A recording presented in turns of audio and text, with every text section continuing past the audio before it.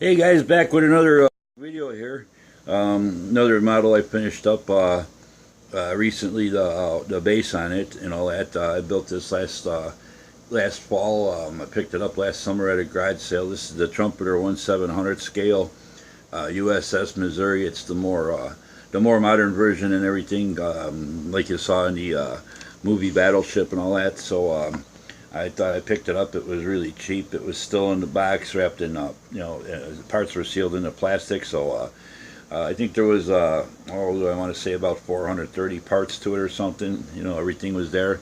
Didn't do nothing special to it. I just pretty much built it out of box. Didn't do any photo etch in 700 scale. I did that.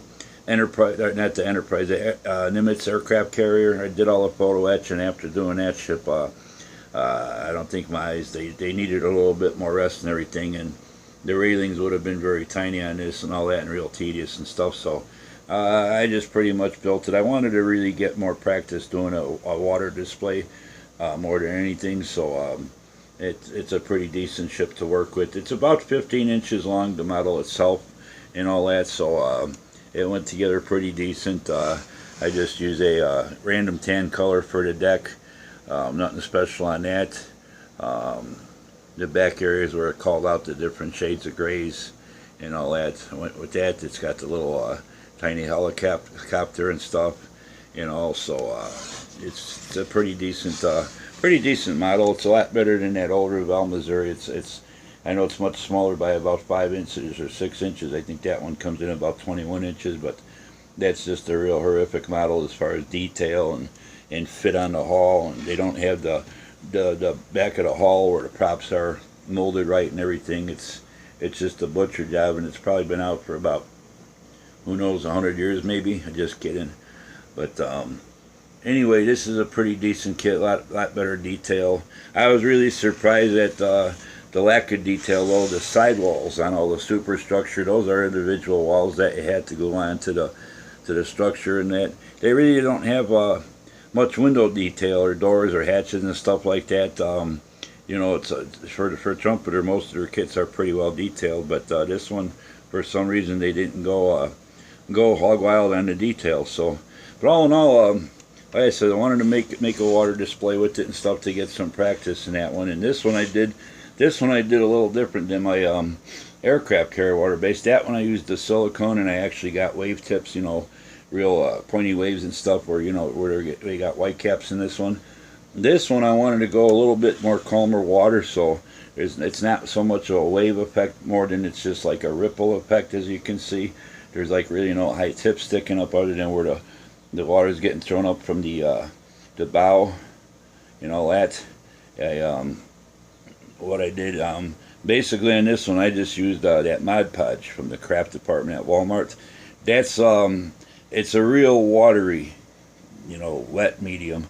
So when you put it on, it wants to self-level itself almost, and that it won't stay when you try to tease it up and stuff and make tips with it. It won't stay put. It wants to level itself back out, and it dries real quick. So if you try to pick at it, you're basically just going to pull up a skin, and it's going to look like garbage. So I decided I'm going to try to use it a little bit differently and make like a smoother, current and stuff, almost maybe like it's still in the harbor where there's not real big waves and stuff.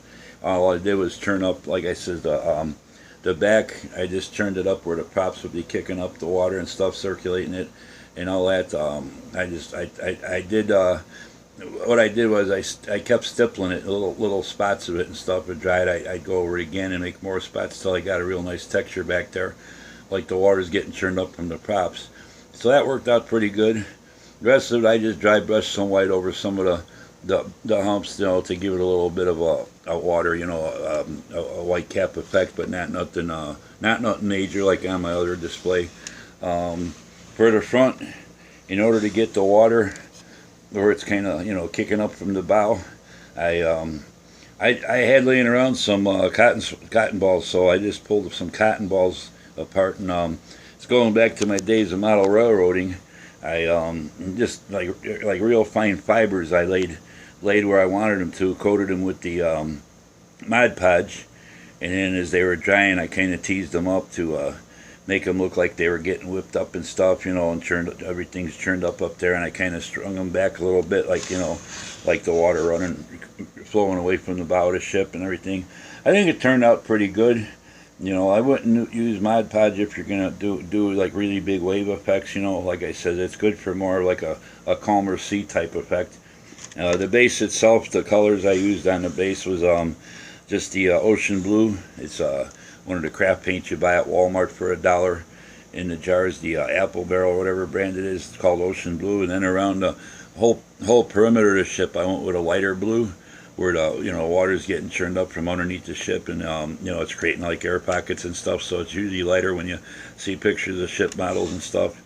And I didn't really highlight, being it's a smaller base and everything. You know, I didn't want a real big base for a small skinny ship, so I didn't highlight with any other colors of blue. It's just the dark ocean blue, and then the little bit of lighter blue. I used the lighter blue underneath that area behind the stern of the ship and everything, where I got that churned up water effect going on. And that's about it. So just a little quick video on the Missouri. You know, it's a nice little model and stuff. It's the same scale as my aircraft carrier, so I can display them side by side, and you know, you get to see. I think I did it in the video with the aircraft carrier. You got a view of how big an aircraft carrier is compared to a battleship and stuff. So I didn't do any rigging either. Like I said, the scale being so small and all that, and I think even easy line, a small diameter or whatever, it would have been too fine and all that. I thought about fishing line, but that mast on the front antenna, whatever it is, mast, that broke on me. I bumped it about 3 or 4 times, and it kept breaking right on the bottom of those spindly arms sticking out. So I was able to glue it back on successfully each time.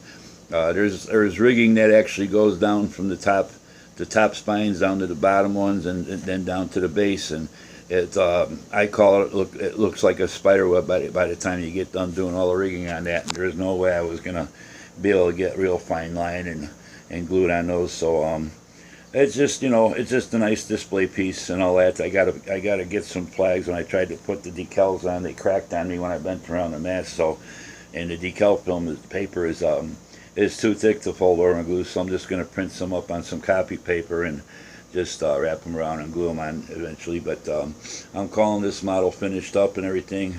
Happy with the way it looks, and hope you guys enjoy it and liked it. And thanks for subscribing, thanks for hitting the like button, thanks for all your nice comments, and hopefully we'll see you soon. And I might do a couple more car models that I built through the years, and sometime in the next few days I'm going to do some redo some videos on my 350 models, the Enterprise and the refit, and the TOS Enterprise. So I'll go a little bit more in depth with those videos as far as what I did to light them and stuff. So till the next time, happy modeling, take care, bye.